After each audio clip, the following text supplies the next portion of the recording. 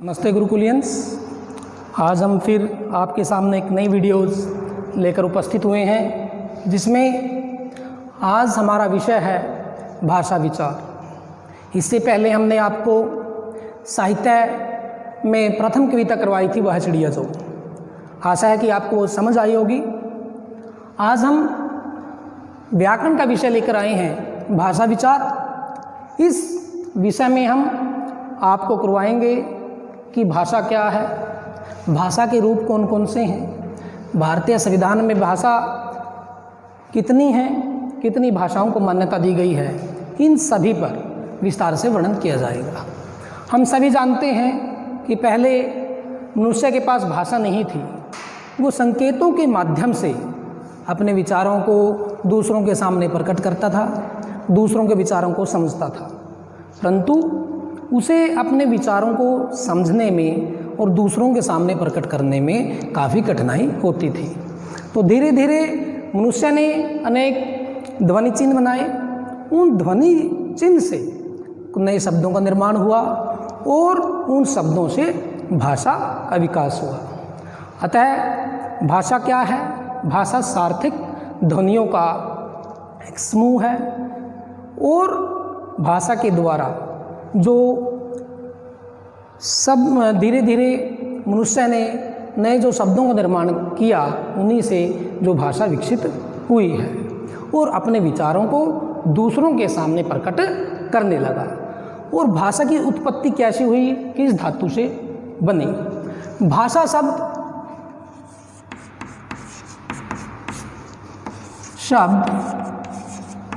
संस्कृत की भाष धातु से बना है। भाष धातु से बना है, जिसका अर्थ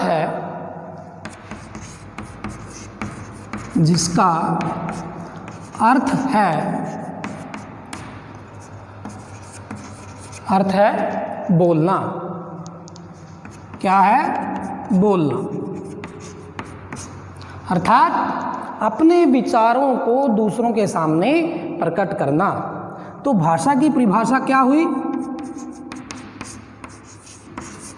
कि परिभाषा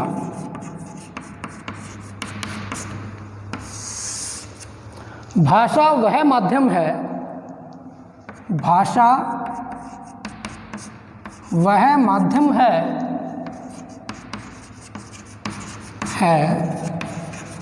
जिसके द्वारा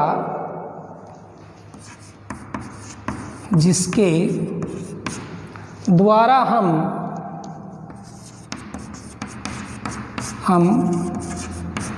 अपने विचारों को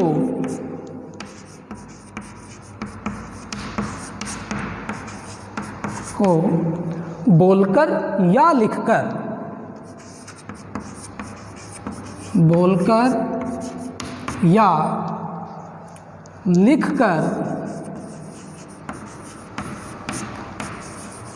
दूसरों के सामने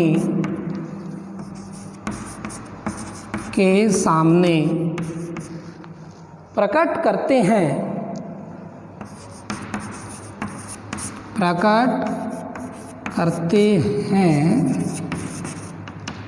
उसे क्या कहते हैं? भाषा कहते हैं। भाषा कहते हैं। समझाई? तो भाषा क्या है? वह माध्यम है जिसके द्वारा हम अपने विचारों को बोलकर या लिखकर दूसरों के सामने प्रकट करते हैं और हम दूसरों के विचारों को समझते हैं, वह भाषा कहलाता है। इसके बाद हम भाषा के रूपों के बारे में जानेंगे, क्योंकि जब मनुष्य के पास भाषा नहीं थी तो मनुष्य अपने विचारों को अच्छे से समझ नहीं सकता था, अपने विचारों को प्रकट नहीं कर सकता था। जैसे ही भाषा विकसित हुई तो मनुष्य ने अपने विचारों को बोलकर या लिखकर प्रकट शुरू किया। यही जो विचार हैं, यही सार्थक ध्वनि है, मनुष्य को दूसरे जो पशु पक्षियों जानवरों से अलग करता है। क्योंकि जो जानवरों की जो ध्वनि होती है वो निरर्थक होती है, उनके विचारों को हम समझ नहीं सकते। ऐसे ही जो बच्चा है रोकर अपने विचार प्रकट करता है, परंतु उनका कोई जो सार्थक है वो अर्थ नहीं होता। तो इसलिए मनुष्य ने अपनी सुविधा के लिए जो ध्वनि जो प्रतीक हैं उनको निश्चित किया, उनसे नए शब्दों का निर्माण किया और फिर भाषा का विकास हुआ। आगे अब हम करेंगे भाषा के रूप। भाषा के दो रूप होते हैं, मौखिक और लिखित। इन दोनों रूपों के बारे में अब हम आपको विस्तार से बताएंगे।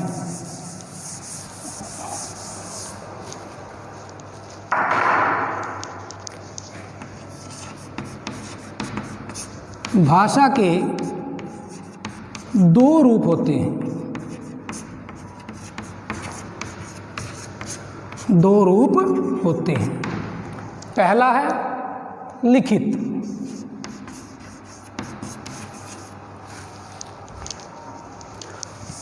पहला रूप है हमारा मौखिक रूप। मौखिक या कथित। कथित मीन्स कहना।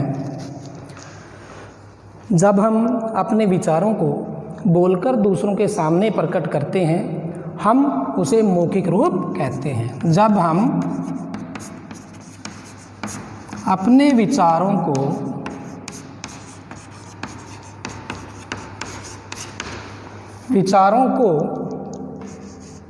बोलकर दूसरों के सामने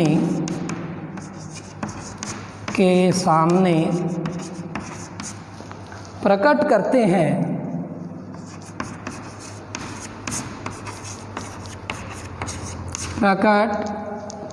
करते हैं, उसे मौखिक रूप कहते हैं। मौखिक रूप कहते हैं। समझाई कि जब हम अपने विचारों को बोलकर दूसरों के सामने प्रकट करते हैं तो वो हमारा मौखिक रूप कहलाता है। जैसे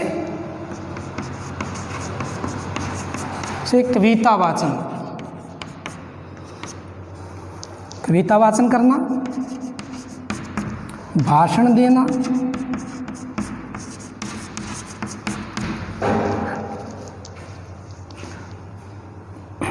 दूसरों या गीत गाना, ये रूप क्या है? मौखिक रूप कहलाती है। यानी कि जब हम अपने विचार बोलकर दूसरों के सामने प्रकट करते हैं।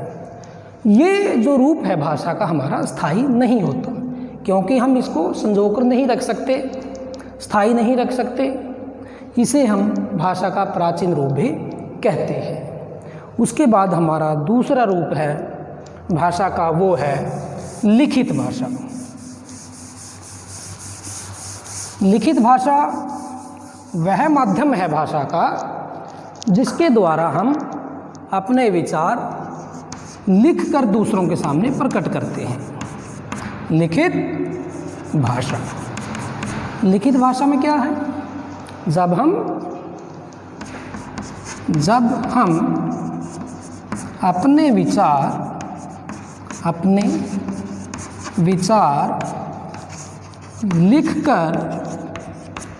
लिखकर दूसरों के सामने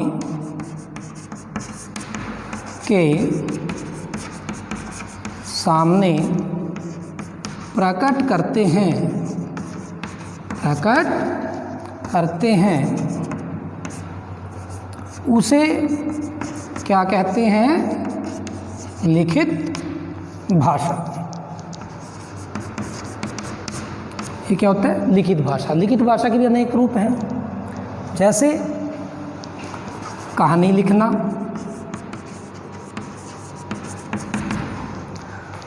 SMS,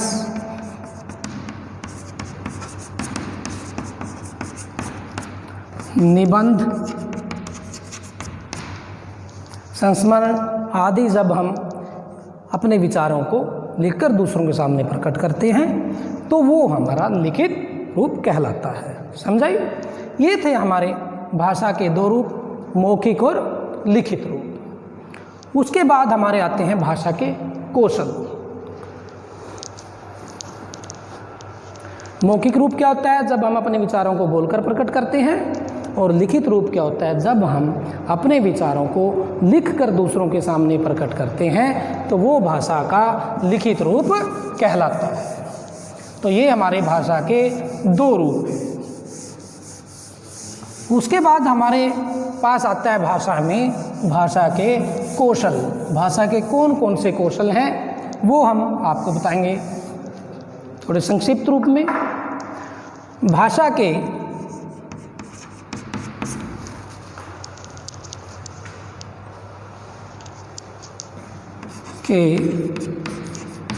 चार कौशल होते हैं। कितने कौशल हैं?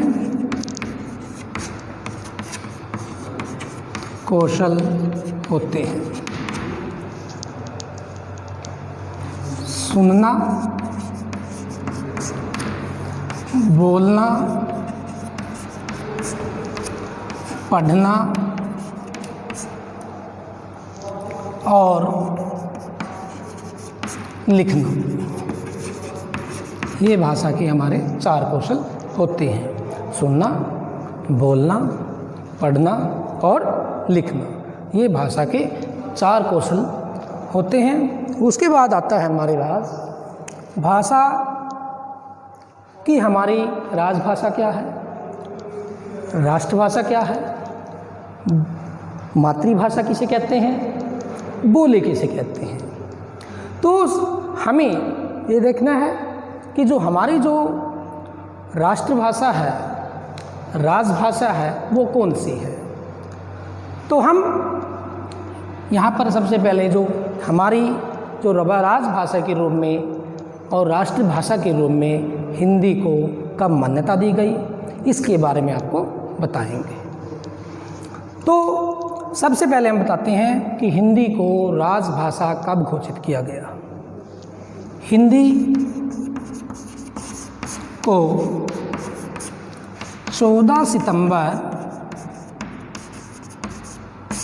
1949 को अनुच्छेद 343 के अनुसार हिंदी राजभाषा घोषित की गई।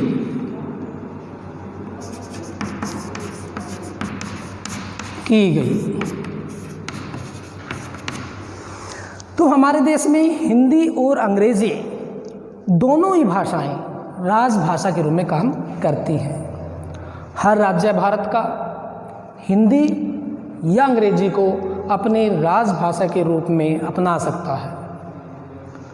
तो यहाँ पर इस दिन जो 14 सितंबर 1949 से ही हिंदी दिवस के रूप में हम 14 सितंबर को हर वर्ष मनाते हैं और 10 जनवरी को विश्व हिंदी दिवस के रूप में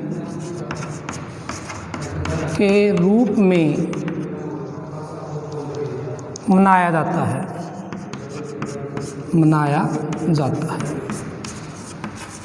ठीक है। तो इसके बाद हम अब चर्चा करेंगे कि हमारी राजभाषा क्या है, राष्ट्रभाषा क्या है, मातृभाषा क्या है, मानक भाषा क्या है। उनके बारे में हम विस्तार से पढ़ेंगे। सबसे पहले हम करते हैं राजभाषा।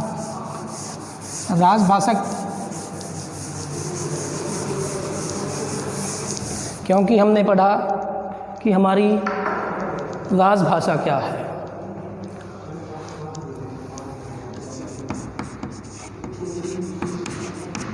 राजभाषा जो भाषा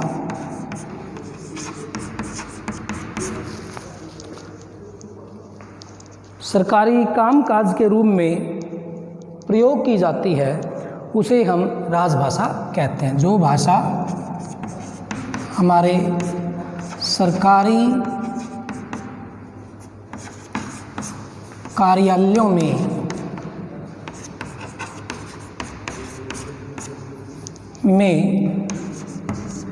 कामकाज के रूप में प्रयोग की जाती है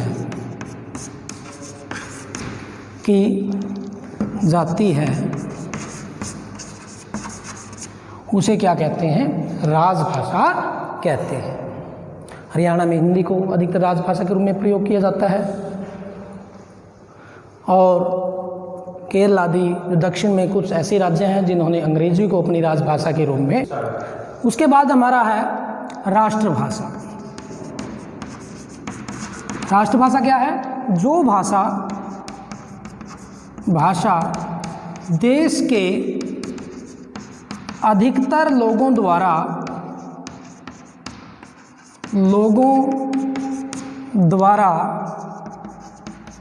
बोली जाए हम उसे राष्ट्रभाषा कहते हैं।